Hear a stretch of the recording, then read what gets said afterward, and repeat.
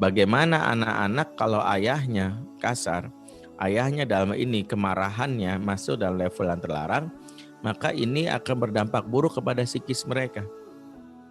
Dampak buruknya apa yang terjadi? Yaitu ketika kemarahan ini tidak terkontrol, ayah yang pemarah ini yang pertama akan menimbulkan yang pertama adalah menimbulkan trauma yang menyebabkan anak tidak dekat dengan ayahnya. Trauma ini mempengaruhi yang pertama adalah anak akan meniru kemarahan yang ayah lakukan. Seperti ayah suka membentak, maka tanpa sadar akan diwariskan ke anak.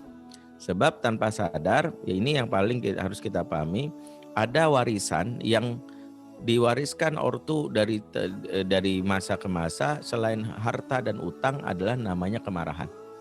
Jadi sebenarnya ortu kita atau kita sendiri yang mudah membentak bisa jadi adalah buah dari kemarahan yang dilakukan orang tua kita. Dan lalu lagi ke anak kita nanti jadi seorang dewasa seperti itu juga. Ini yang kita hindari. Kenapa?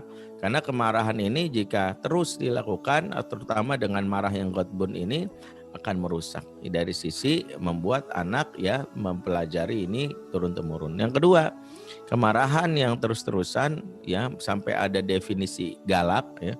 Papa menurut kamu gimana? Galak. Galak ini akan berakibat kepada anak yang cenderung munafik ya, dan ini dibahas oleh Syekh Muhammad Bashir Ibrahim Al-Jaziri ya dalam salah satu perkataan beliau adalah ya beliau ulama terkemuka asal Aljazair. Beliau mengatakan seorang ayah atau pendidik yang galak atau kasar rentan menciptakan anak yang munafik. Anak yang munafik itu definisinya apa? Yang berkata atau bersikap baik di depan ayahnya, namun di luar ayahnya dia bersikap buruk ya, sengaja.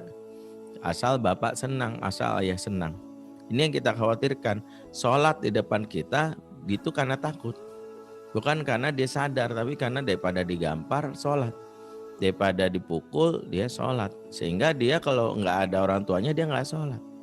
Itu yang disebut anak yang munafik ya. Bahkan cenderung dia bisa berbohong ya. Makanya kalau ada yang bertanya, Ustadz kenapa sih anak saya suka bohong ya?